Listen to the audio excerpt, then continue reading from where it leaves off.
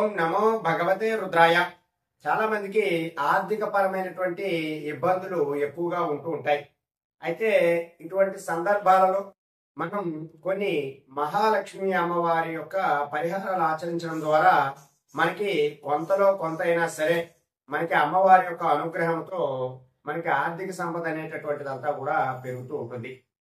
అయితే మనం అమ్మవారికి చేసినటువంటి ఈ పూజలు కానీ పరిహారాల ద్వారా కానీ మనకి ఏదో ఒక రూపంలో అమ్మవారు మనకి సహాయం చేస్తూ ఉంటారు. అయితే మనం పూర్తిగా దైవంతో పాటు కూడా మన శ్రమని కూడా నమ్ముకుంటూ మనం ముందుకు వెళుతూ ఉండాలి. మనం చేసేటటువంటి పనులలో ఎక్కడా కూడా ఎటువంటి ఆటంకము లేకుండా, ఆర్థిక పరమైనటువంటి ఇబ్బందులు కలగకుండా, ఆర్థికంగా అభివృద్ధి చెందడం, మనకి ఉన్నటువంటి సమస్యలు ఏవైతే ఆర్థిక పరమైనటువంటి చిక్కులు సమస్యలు అన్ని కూడా తొలగడానికి మనం ఈ పరిహారం చేసినా సరే చాలా చక్కనైనటువంటి ఫలితాలు అనేటటువంటివి ఉంటాయి. ప్రధానంగా ఈ పరిహారాన్ని మీరు ఏదైనా లక్ష్మీ వారం నాడు మొదలు పెట్టడానికి ప్రయత్నం చేయండి.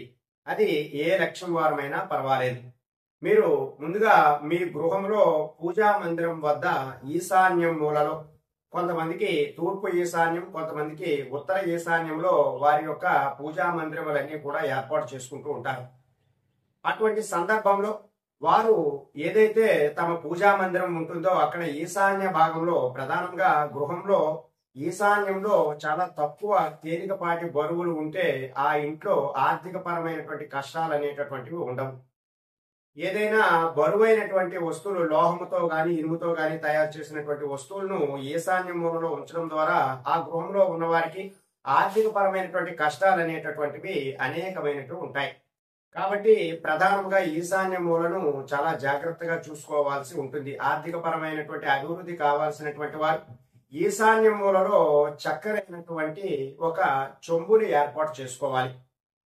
ఇది మీరు లక్ష్మీవారం నాడు ప్రారంభించాలి. లక్ష్మీవారం నాడు అంటే గురువారం నాడు ప్రారంభించిన తర్వాత మీరు ముందుగా ఈశాన్య మూలను చక్కగా కూడా శుభ్రం చేసుకుని, ఆ ఈశాన్యం మూలలో ఒక పీటను ఏర్పాటు చేసుకుని, ఆ పీట పైన చక్కగా ముగ్గులన్నీ కూడా పెట్టుకుని, ఆ యొక్క పీట మీద ప్రత్యేకంగా అష్టదళ పద్మం ముగ్గుని మనం పెట్టాలి. అమ్మవారు లక్ష్మీదేవికి అష్టదళ పద్మం ముగ్గు అనేటటువంటిది చాలా ప్రీతికరమైనటువంటిది. కాబట్టి మీరు చక్కగా ముగ్గు పిండితో అష్టదళ పద్మాన్ని అంతా కూడా ఏర్పాటు చేసుకుని, ఆ పద్మము పైన మీరు ఒక రాగి చొమ్ముకి చక్కగా గంధం బొట్టు కుంకుమ బొట్టు అంతా కూడా అలంకరించి ఆ రాగి చొమ్మున అష్టదళ పద్మం ముగ్గు మీద పెట్టాలి.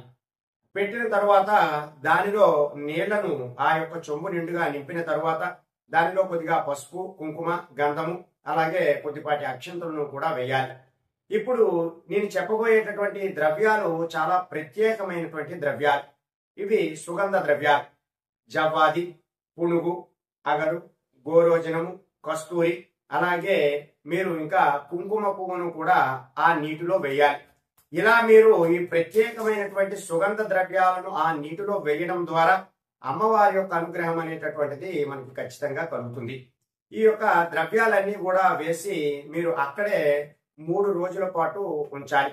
గురువారం, శుక్రవారం, శనివారం, ఆదివారం వరకు కూడా అక్కడనే ఉంచి సోమవారం నాడు ఆ యొక్క చెంబుతో ఉన్నటువంటి ఆ ద్రవ్యములన్నీ కూడా మీరు ఎక్కడైనా చెట్టు మొదలలో వేయడం ద్వారా మీకున్నటువంటి ఆర్థిక పరమైనటువంటి సమస్యలన్నీ కూడా తీరిపోయే అవకాశాలు ఎక్కువగా ఉంటాయి.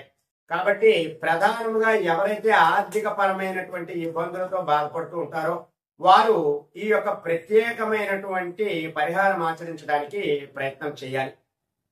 ఎప్పుడైతే ఈ పరిహారం అంతా కూడా ఆచరిస్తామో మనకి ఉన్నటువంటి ఆర్థిక పరమైనటువంటి సమస్యలన్నీ కూడా తీరిపోయేటటువంటి అవకాశాలు ఎక్కువగా ఉంటాయి. కాబట్టి ఈ యొక్క ఆర్థిక పరమైనటువంటి చిక్కులు ఎక్కువగా ఎవరైతే ఫేస్ చేస్తూ ఉంటారో వారు ఈ పరిహారం అనేటటువంటిది ఆచరించండి. అలాగే ఈశాన్యం మూలలో మీరు చిన్నపాటి ఆవు దూడను కూడా పెట్టుకున్న తర్వాత మీ మనసులో ఏదైనా కోరిక ఉంటే ఆ కోరికనంతా కూడా ఒక చిన్నపాటి పేపర్ మీద, వైట్ పేపర్ మీద మీ కోరికనంతా కూడా రాసి ఆ యొక్క ఆవు దూడ బొమ్మ దగ్గర మీరు ఆ రూపు దగ్గర పెట్టి మీరు ఆ కోరికనంతా కూడా మనసులో అనుకుంటూ ఆ పేపర్ దగ్గర పెట్టినట్టయితే ఖచ్చితంగా ఆ యొక్క మనకి ఆవు దూడలో మనకి ఖచ్చితంగా సర్వ దేవతలు కూడా కొలివే ఉంటారు కాబట్టి మనకి ఉన్నటువంటి ఈ యొక్క ఏదైతే సమస్యలు ఉన్నాయో అవన్నీ కూడా తీరిపోయేటటువంటి అవకాశాలు చాలా ఎక్కువగా ఉంటాయి. ఇంకా ఈ యొక్క ఈశాన్యం మూల మనకి ఈశ్వరుడు ఉంటాడు. అందుకే మనకి వేదంలో కూడా చెప్తారు, ఈశాన సర్వ విద్యానం ఈశ్వర సర్వభూతానం బ్రహ్మాధిపతి బ్రాహ్మణోధిపతి బ్రహ్మ సదాశివం అని మనకి ఈ యొక్క ఈశాన్య మూల అంతా కూడా ఈశానుడు మనకి ఈశ్వరుడై కొలువై ఉంటాడు.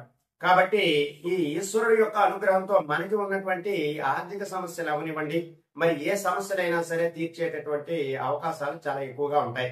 కాబట్టి ఈ యొక్క ఆర్థిక పరమైనటువంటి ఏదైతే సమస్యలతో ఎక్కువగా ఇబ్బంది పడుతుంటారో వారు ఈ యొక్క ఈ రాగి చొమ్ముతో ఉన్నటువంటి పరిహారాన్ని ఆచరించి మంచి ప్రయోజనాలు పొందడానికి ప్రయత్నం చేయండి.